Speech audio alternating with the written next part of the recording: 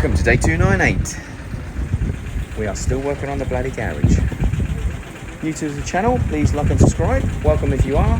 Yesterday there was a good 2 or 3 new subscribers. I've not looked at what the number is today, but I think we've gone up to sort of the early 570s, 573, 72, something like that. So welcome to the new people. Anybody that's new, sorry to bore everyone that's not, but this is all about us trying to come along and build a reasonable sized house on a beach in Barbados. There's challenges and there's challenges. One of the challenges is getting out of the wind. Anyway, this is the garage. For those that are new to the channel, as you can see, we're probably around about the 30, inside, we're probably about the 30 foot, 28 by 30 foot mark.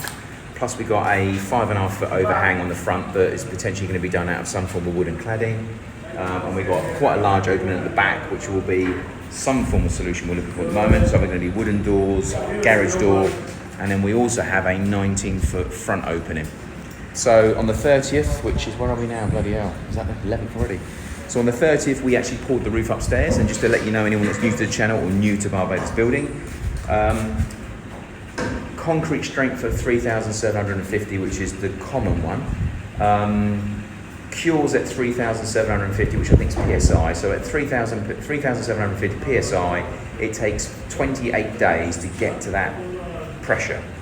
So it cures, it heats, and it keeps on curing over that duration of time. The jacks themselves, and as you can see, we're having to use 8 to 13 foot jacks because it's a 12 foot ceiling height, inner ceiling height. So with the jacks themselves, we've got about 45 jacks in here holding up the wooden formwork, and all of them have to stay in place for 28 days. At 28 days, it should ideally go to 1,000, 1,500, 2,000, 2.5, and at 3,700 cure, we can take the jacks down. So unfortunately, another 19 days, we can't do anything here where the formwork's concerned.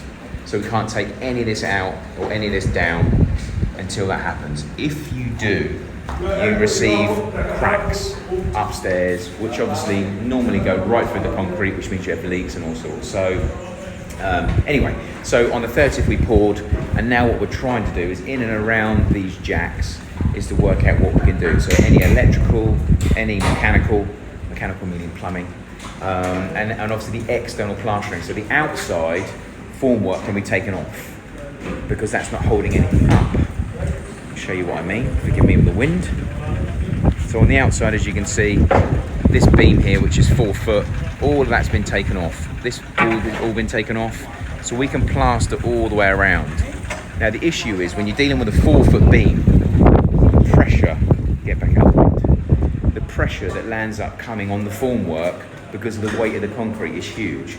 So you put a threaded bolt through and nuts and washers on the side, and you try and pull the formwork in so that when the concrete goes in, the pressure hits, the beam doesn't go out.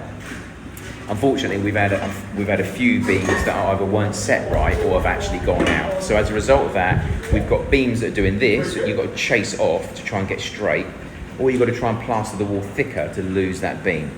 If it's not all the way along, then obviously you're also trying to, you're looking at like a banana shape when you look at it horizontally. So it's if it's coming out in the middle, then you've got to go thicker one side, thinner in the middle, and then thicker on the other side. So we've had quite a job trying to get all of the beams themselves as straight as we physically can. The rear of the building, we've had a discussion this morning. We set the beams up, and we set up the rods, and we set up the lines to get the wall completely flush. Let me set the rods meaning wooden planks, and we set them up completely straight all the way along. So there's like a little ledge. So if you're looking underneath, you would see that. And we also pulled a line, and that was dead straight. Now, when the masons came in and put the rod on the wall to see what it was like, it was literally the rod was back, which means we would have to either chase all this off, and then here we would also have to pack it right out. So what we've decided to do, rather than going for 100% straight wall, we're looking for a 90 to 95% quality, which means that the rods are now come out. So it means that we will land up loose. It will be straight, but it will be from here to here won't be dead straight. That's what I'm trying to say. So, but it does mean that this concrete we put on the wall stays, and we continue from it. We absorb that little blown beam, and it comes back out again and absorbs this, and we go around this. If we did it the other way around, we'd have to chase something off. which we don't want to do, obviously. So trying to get everybody on the job singing from the same hymn sheet without feeling they're against each other is bloody difficult. I've just had to tell the supervisor that, you know, we're not going to be doing that. We're literally going to be doing it this way. And they feel like you're overpowering or supporting someone else over someone else. That's not the case at all. We're just trying to get the job done with the least amount of time and the least amount of funds being wasted. In an ideal world, what he did was completely correct. We should be chasing off the plaster and starting again, but I literally can't stomach any more plaster being hilted off and wasted. So the best option, bearing in mind that once it's done and it's painted, you won't really see it. Most people with a naked eye won't see the issue I'm talking about. But what he was saying was completely correct. Take it off, start from fresh, use the lines and plaster to the lines. But that meant a lot more time and a lot more wasted. I want this all done today. I want this wall plastered, I want the front wall plastered, and I want the parapet, which is this little tiny 4-inch piece going all the way around the building that stops the water flying off the sides, all the way around. I need the top done as well. So we need the parapet done and the 2 walls done. That means the external plastering will be complete by the end of play today, if they can do what I'm asking them to do. That also means tomorrow, on the other side of this building here, is the 2 cupboards that we've had built. One is for the condenser units to the air conditioning, if we ever put it in, that is. And the gas, if we do gas tank or gas bottles, that's where they were housed. And what we've done on the floor here, if you remember rightly in some of the older videos, there's 4-inch tubes running all the way through the floor of the garage into the basement. So we can run all the actual services, pipe work through that conduit. And that also means that we've got the 2 side containers where we can house everything. It also means that the condensers can breathe, because also they need to be able to take in hot air and blow out, take in cold air, blow out hot air. But obviously having them out here in the salt air means they will corrode within 10 minutes. So it means we can put them on the side of the building out of the direct wind. It also means we can actually put some form of wooden or non-rusting, non-corrosive louver doors on the side of it so they can breathe, but we also protect them as much as we can. Condensers here don't last 5 minutes. When I first came here, I rented a room in a little complex, and he was having a new condenser unit put in, and I was like, you know, shame they make them out of metal. He said, yeah, this one's 6 months old.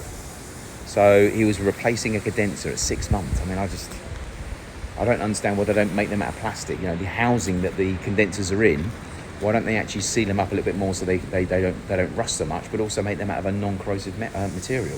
Very strange. They could definitely make them out of a plastic or an aluminium. But anyway, I'll take you around very quickly just to show you that. I know some of you have already seen it because you're not new to the channel, but there's some people that aren't new to the channel but haven't seen some of the previous videos. So let me show you. So around the side of the building, we've had these 2. You're right. Uh-oh. Let me. Okay, so that was a hammer off a scaffolding onto someone's face. But he's all right. They said nothing burst. But anyways, okay. Are you going to sue you, boy? Yeah, sue me. I don't drop it, sue him. I can't see how it happens, look. I mean, look, you got crowbar. Look, I don't understand this sort of stuff happens, look. Crowbar hanging out of the wall, just up here, look. I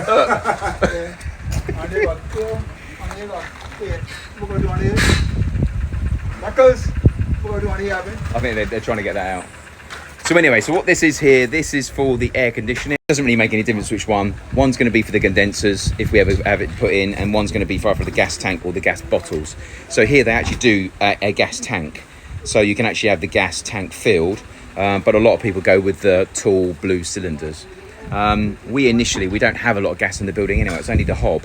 So downstairs, basement, we've actually got the little green, they're about 2.5 foot tall, the little containers. So we've got one of those with a gas pipe running down. So I need to get the gas pipe run a little bit further over and the bottles put into some form of boxing area, but there's no real need to have them out here. We've been in the house now about 2 months and we've done about half a tank, so they last forever. So I think we're absolutely fine.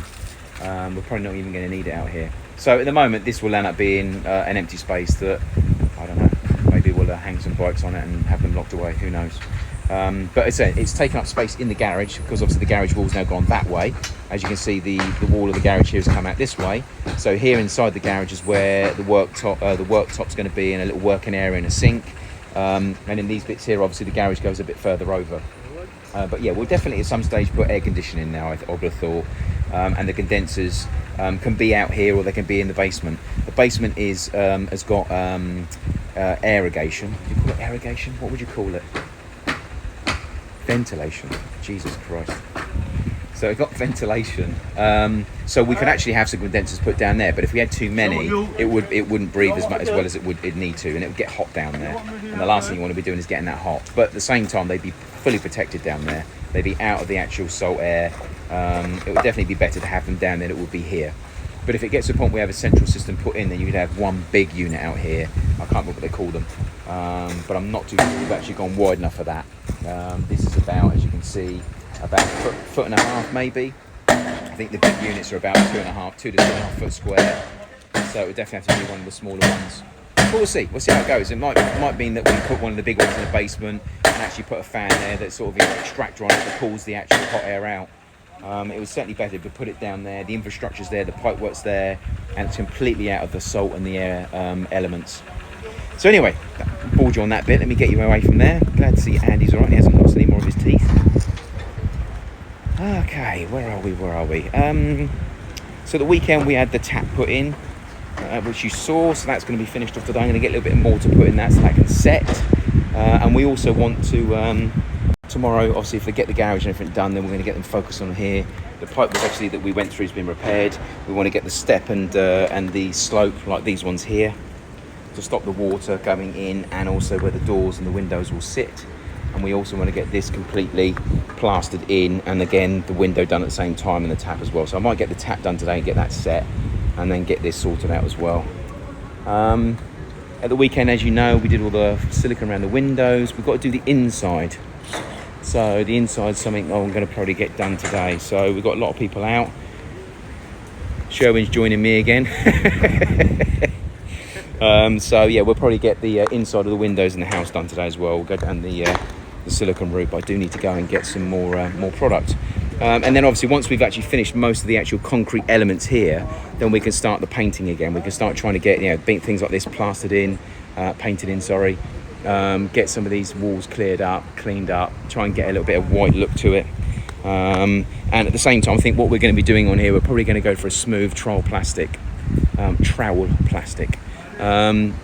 I want something low maintenance, but I don't want to be in a situation where I'm having to spend too much money. And trowel plastic is pretty much a coloured concrete. It's got like a rubbery look to it, but if you don't go for the smooth trowel plastic, it's quite corally. Here, for argument's sake, this is one of the real coarse ones. So this column here is trowel plastic, which, it's very Caribbean, but it's not the look I'm looking for. I'm looking for more like the wall itself, but even that is not smooth. So, and this is another thing we've got to get done as well. But yeah, so I'm looking to go for a pre-coloured white trowel plastic. That way we don't have to maintain the building from a colour point of view, and it also should be nice and smooth. And if it comes out as well as I think it could do, I wish I'd done the whole house in the same colour. Most of you can't see what the house is made of, but it's made of a white mortar, which was bloody expensive and hard to source. And when it gets wet, it goes like a cream colour, which is not what I'm looking for. So as you can see, the colour difference between the white wall we painted, just here, look, and the house. The house looks white from here, but it's actually like a cream colour. It's an off-white, and when it goes wet, it goes like a cream. So anyway, I don't want to mess around with having cream or bad finish, and I also don't want to be painting anything. So I think the white trowel plastic would be perfect. I might speak to my wife. At the moment, she's out and about, out of a Wildy way. We've actually got the grey trowel plastic made for the shower wall as well, so I might get her to pick that up, and we might be able to get that sorted out today. Again, she's trying to think of things we can do to try and change the look and feel of the house and the patio and the living areas. But anyway, so we're at 9:15. I will update you a little later on. Again, thank you for watching. Welcome to new subscribers. Thank you so much for all the comments that have been happening over the last couple of days as well. Some of them have been really helpful to me, and some of them have been nice to hear because you're thanking me for information and helping people out. And also a quick shout out to Randy. Randy, who I met yesterday in Coymans. I actually had a day off yesterday, as you all know, so rather than doing 7 days, we had a day off for everybody. And my wife said, let's go to Coymans. So I'm like, my day off, and you're taking me to a bloody DIY store that I live in. But anyway, when I was in there, some guy came up and said, Alvin, nice to meet you. My name's Randy. I watch your station, and he's an architect on the island. He's building. So welcome, buddy. It was nice to meet you. Let's grab that beer that I told you about. I mentioned about Neil and Andy that are building on the island as well, and Anthony as well. If you guys fancy meeting up and having a bit of a where are we, what do we do type meet, let's do it. And anyone else on the island, if there's anyone that's building that wants to catch up and be part of this little group we're going to put together, then let me know. I'll check in a bit later on. Thanks for watching so far. See you soon. Okay, we're at 12 o'clock. The guys are ramping down a little bit for lunch. Let me show you what's happened so far. Let's start in here first.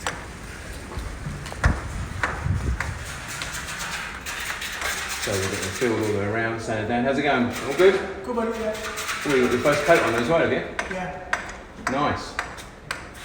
Show us actually getting the outsides filled. First coat on here, halfway through. Looking good.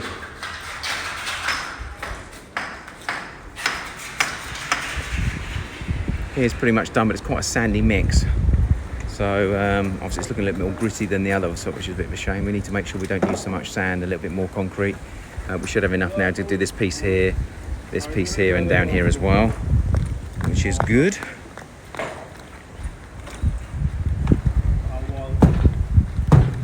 Nothing being done down here because there's nothing due to be done. However, all the boxing has been taken out now. So all in here has been done, but we need to get that well created by the end of the day. So that tomorrow we can actually just get in there and start plastering that straight away. Round the front. There's bloody water. Round the front, we're all up and done on here. So we're just going to polish this little piece here. Have a little marks when you get sorted. Hopefully we'll get that done before it dries. And that's pretty much where we are here. So, we'd have another arrival.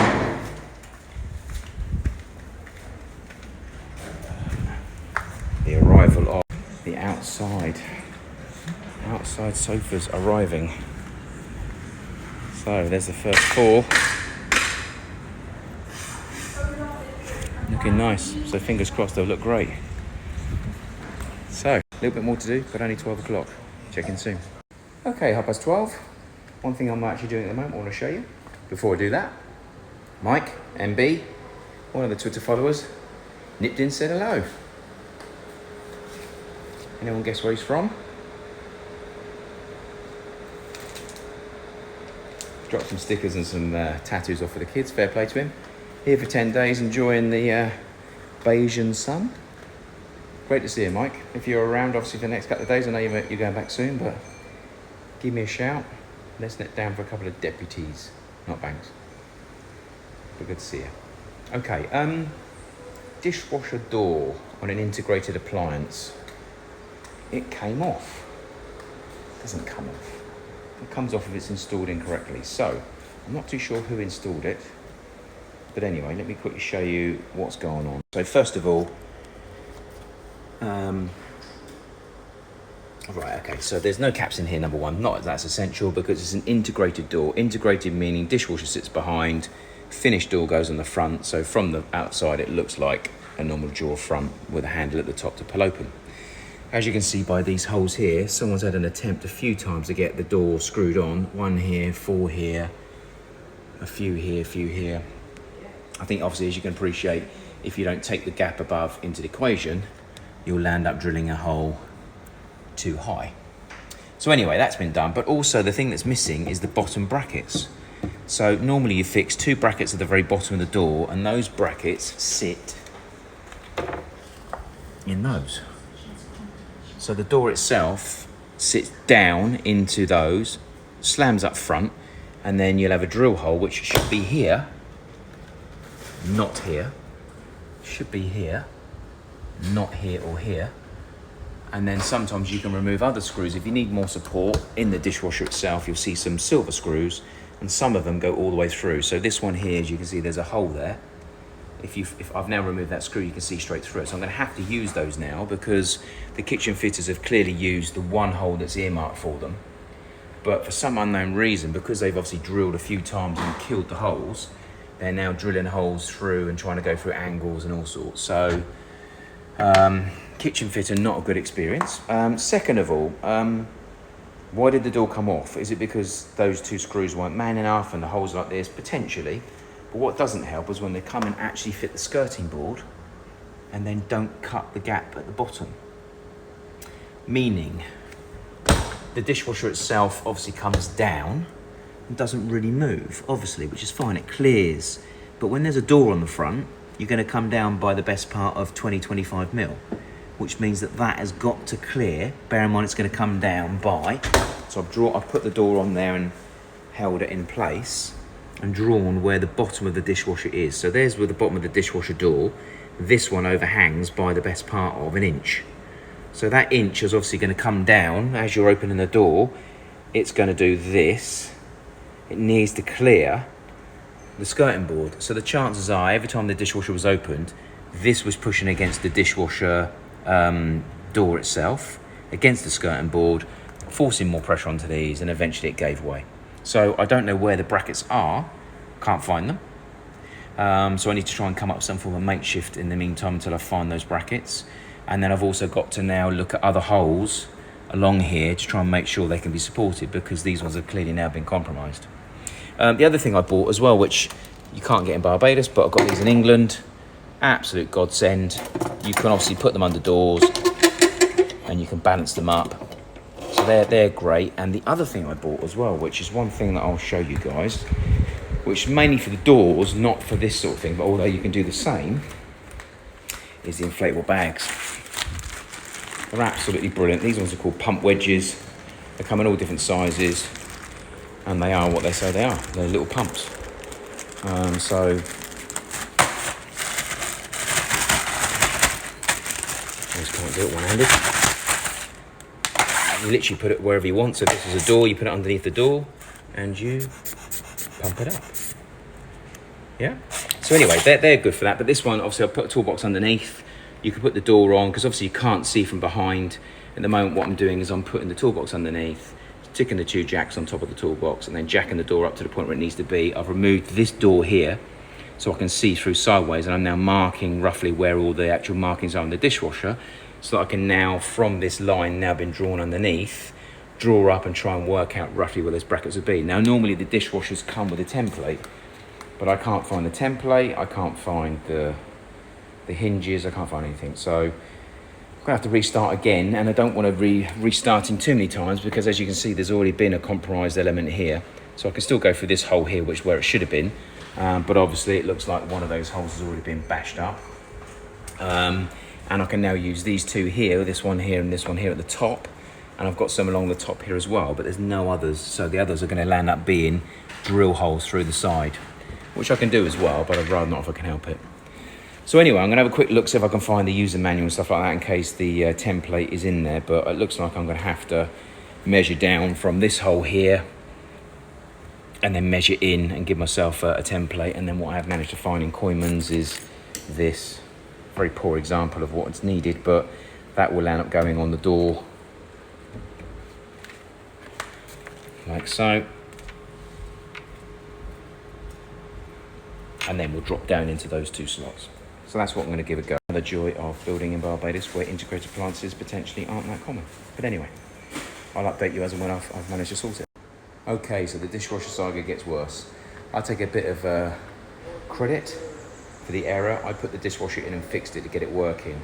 But what they did is they left it in and then just used what was there. So all I did was pushed it in, connected it up. The guys then assumed the dishwasher was in properly. So what they didn't do was jack it up, balance it up. They just fixed the door to the front of it. So that's where the problems come. So I've now taken it all out, had a quick look, realised where it's going wrong. The good thing about this one, this is a Bosch one. So let me spin it around. I've managed to find this, which was tucked away somewhere. And it shows you how to put it in. But on each one of these, there's a barcode on each one. And each one shows you a video of each piece. So on this particular one, what you have is 2 front feet, which were right up inside the unit, which are now welded down, wound. And in the middle, you've got this nut. And what it does, you can just about see under there, see the little mushroom? There he is. So you wind that down and that takes the back up. So what you do is, there's a silver plate you're meant to actually screw in underneath here, which was missing. So that silver plate is now screwed in underneath. You then take the dishwasher up to the point where the rubber gasket at the back is just about touching the unit underneath. So that's what I've done with that. And once you've done that, then you undo that screw at the back, you wind that screw in, at the back, and that then jacks the unit up to get it plumb. Yeah, so you take the front ones up first, and obviously that will then lean it backwards. You get to the point where it's touching at the front here, and then you wind the back one up to get it to the point where it's nice and level. And as far as I can see, what you're meant to do is just get to the point where the dishwasher is meant to be level with this. So before I fix it, I just want to double check that. I would have thought you get this part here level with this, and then the door itself, after I've managed to take all the stuff off, I've redone. Bear in mind, everything was done in relation to where it was. That's all got to be taken off now and redone. The one thing I can't find is these little puppies. It does refer to them on the actual drawing itself. You've got a number of different sort of things on here, but I'm assuming that these here are probably what they're referring to. What have we got on there? Number 8. So it refers to a number 8. Yeah, I can't quite see where that is, but anyway, the door itself, jack up the feet go up. There we go. So we're talking about here, look. So it's those. Can't even see them. So they're meant to go into the door itself. And again, the whole thing, you put on the front of the dishwasher as far as well, or you put it on front of the door, and it shows you exactly where to drill and where to cut. So if I can find them, which I don't think I'm going to be able to, but I will have a look, then it'll be a case of just sticking this straight on the front, drilling the holes. There's a hole here, there's a hole here, there's a hole here. Drill all the holes, take out, fix, done. But for some unknown reason, everything's missing. So there's even these little brackets here. So on this section here, it says about fixing these into the side of the dishwasher, and that's what you screw through into, but again, they're missing. So there's lots of bags of stuff like this everywhere. So I'll have a quick look, see if I can find any different bags that might have something that looks different, and see if I can do it before I go fixing it. But in the meantime, there's no point fixing anything until I try and find the bags. So I'll centralise this to ensure that it's the gapping in the side here and the side here are right. Once I've done that, then I'll fix into the frames. Now this side's quite difficult because it's going into the corian, so I'm going to have to be really careful about how I fix into there. This side's going straight into the wooden carcass, so that's fine. The feet obviously are absolutely fine, but there's no locking nut on those, but I'm assuming that'll be okay. Then what I can do is stick the template over the door itself, mark out along the door itself whereabouts the holes are going to be. Bear in mind, these ones are completely foobarred. If I can find these brackets, great. If not, I'll re-drill those in as well. Then I can hang the door properly. Cut. Hopefully I won't have to cut anything out the skirting board. Fingers crossed, because now I've actually hired it, might not need to cut anything out. So that means that can go straight back on again and we're all good. So anyway, note to self, read the instructions. Number 2, if you can let someone else do it for you, double check their work. So let's have a quick look for the bag, see if I can find the fixtures and fittings. If I can, then I'll put it on properly, and hopefully my wife can leave the door on and operate the dishwasher without smacking the place up. Fingers crossed. Okay, so that turned into a bit of a mission. So, all done. The skirting board obviously doesn't have to be cut, so that can go back on now. The machine has been obviously jacked up to where it needs to be, so it's just under the unit. I've fixed 2 bolts that way into the unit. I've also had to drill into the corian because corian doesn't like being screwed into, so I've drilled 2 pilot holes and put 2 stainless steels into this way to fix the sorry about that, 2 incoming calls at the same time. And then what I've also done here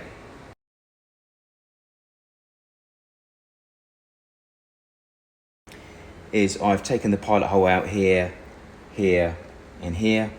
Used the old holes as well, so that one there, but also I put 2 in this corner and 2 in this corner, and the door's back on. I've also noticed the hinges weren't the hinges that came with. There were these cheapy one. So I think it's because he couldn't find the original hinges. So I've now remounted the hinges on that door as well. And apart from a little bit of mess underneath there, we're all good to go. So dishwasher is nice and solid. It's also up the top where it should be, because before it was actually down here. So it's actually up in the air, and we're all good to go. So I'll check outside and give you an update on what's going on there as well. Bear with me. Okay, so we're outside. The beam obviously was done over the weekend. This bit's been done this morning. The front bit has not been done as yet, but they could do that piece there. I'm going to ask them if they can get that done. I want the external downside parts done today. I wanted the parapet done as well, but they're nowhere near that. So they're finishing the side, they're finishing the rear. We need this front piece done as well. So I'm going to talk to them about whether they can get that done now. Sorry about the wind, by the way. I'll take you out the back and show you what they've done at the back as well.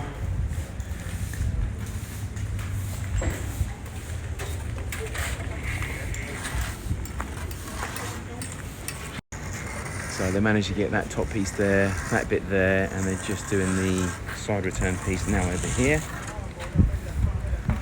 So hopefully means that corner's done. But I want the front bit done as well. And we only got an hour. Bristol, can we get that front bit done as well? No, the front return bit, we get that front bit done? No, around the front edge, looking this way. Yeah. Can we get it done now? You not do it? No way at all we can use the steels? Right. So that's a no. Shame, because then we could just focus on the parapet only tomorrow. But anyway, that's where we are with that. And obviously Sherwin has been in here, so let's have a look at who's getting on. How are we getting on, Sherwin? Oh, look at that, looking nice, looking nice. And then the other half, yeah? Awesome.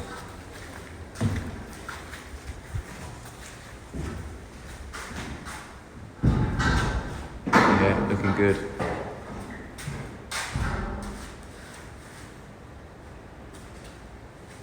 Brilliant. Fair play to you, mate. Good. Right, so we also need to focus on those at some stage as well, but I need them focused on there as much as possible. I don't know if I told you, but we've had our sofas delivered as well, which I think I did. So the outside sofa is finally here. I think we've got one more cushion on here to go. But just to let you guys know, we priced up buying this sofa over here, and it was massively expensive. It was cheaper for us to pick the cloth, import the material, and have this made. So we've had this handmade, and it's actually an external sunbrella material, so it's a waterproof material. It was cheaper to physically bring it all in and have it made than it was to buy it, believe it or not. So yeah, hopefully we'll get that out and have a good look at it at some stage. But at the moment it's under the shade. We've had a company out to give us a quote to run some sails over here, so like 2 triangular sails. I think they recommended potentially 3, but the price is coming in astronomical. So again, we're thinking about trying to find an outside material like a canvas. I mean, that was for a waterproof vinyl, but we're thinking about trying to find like an outside canvas that lets the light through, but doesn't let water through. Not waterproof, but water resistant, and try and then stretch them across here and just do our own ones. Take it to the same company, get them to make us some sort of triangular flags, and with a bit of industrial rope and some stainless steel fittings both at the beginning of the cloth and at the other end, mount our own.